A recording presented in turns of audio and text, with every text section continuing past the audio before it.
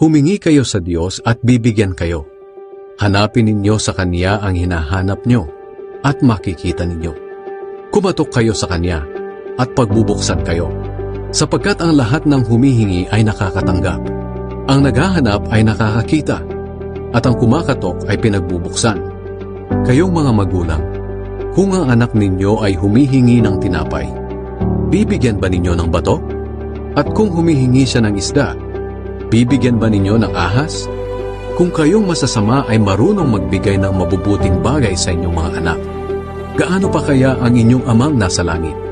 Ibibigay niya ang mabubuting bagay sa mga humihingi sa Kanya. Gawin ninyo sa inyong kapwa ang gusto ninyong gawin nila sa inyo. Ganyan ang tamang pagsunod sa kautusan ni Moises at sa mga isinulat ng mga propeta.